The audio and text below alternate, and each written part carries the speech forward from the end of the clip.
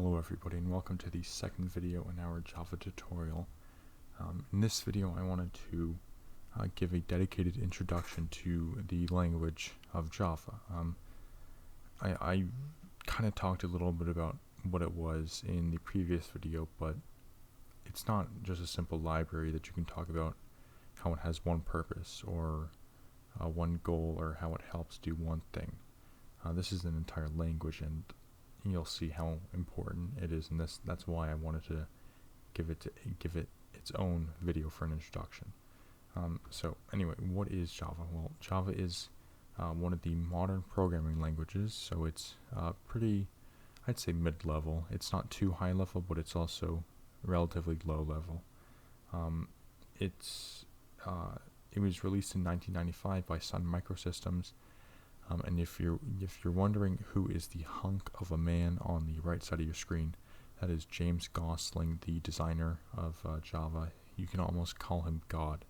I see resemblances between him and Jesus, and especially in that left picture there. My God. But yeah, he is referred to as God, by many, I would say.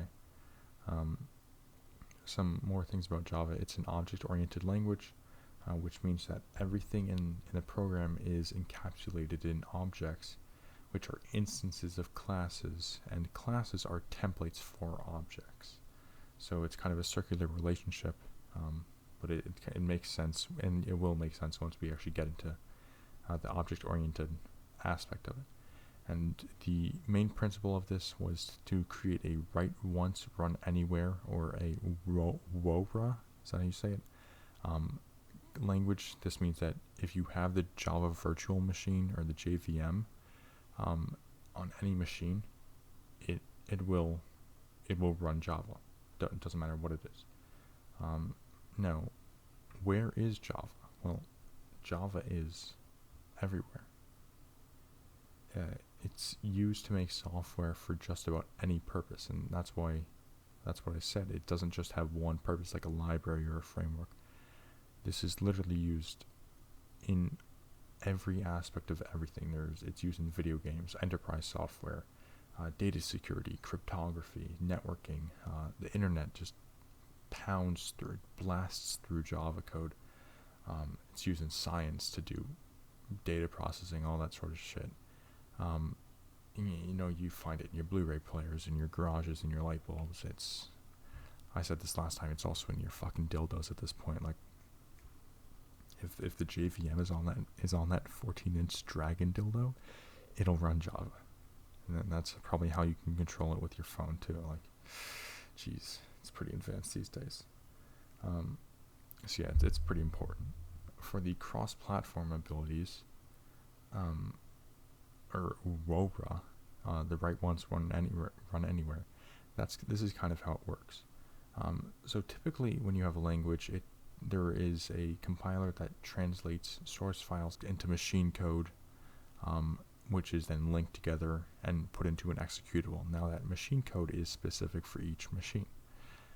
Mac OS doesn't have the same machine language as Windows or Linux or something like that, so you have to have, that's why there's .exe for Windows and whatever the extension is on Mac for their applications. Now with Java, what happens is you have your source files with all your classes. They go through the compiler, they generate their own individual class files, which are then linked through a linker. And then the linker produces a Java archive or a jar file. You probably know what these look like. And this is just a compilation of it. It's just copying. It doesn't really copy and paste, but it kind of does. And then if you run that jar file on a machine with the JVM, it will produce the output that the program has. So if you tell it to print something, it'll print it out in the console. If you tell it to create a file, it'll create a file in the console. If you tell it to vibrate faster, it'll vibrate faster. If you tell it to drive off a cliff, it'll drive off a fucking cliff if you want it to.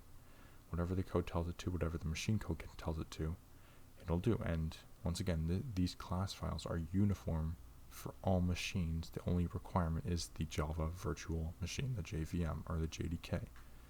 And the JVM does come with the JDK, if you were wondering. Last thing I wanted to do was talk a little bit about the object-oriented aspect of a Java program. So where all this object-oriented stuff comes into play. So your Java archive, your jar file, has an entry point that points to wherever the public static void main method is. You don't necessarily need to know all those keywords yet, but that's just the main method. And in that class, you'll have pointers to or references to other classes, which will have references to other classes, and these classes are all packaged together in packages, and these packages can be imported, used elsewhere, and yeah, that's pretty much it. So just wanted to leave you off with this beautiful quote, once again by Mr. Jesus, or God, whichever you prefer.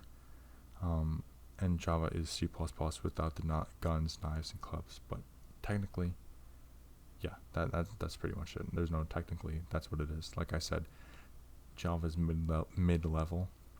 C++ is considered lower level than this, but Java adds a little protection to the novices, and I will call you a novice. I'm going to shame you for not knowing how to program. I'm just kidding. It's good to learn. So anyway, that's about it. I will see you guys in the next video.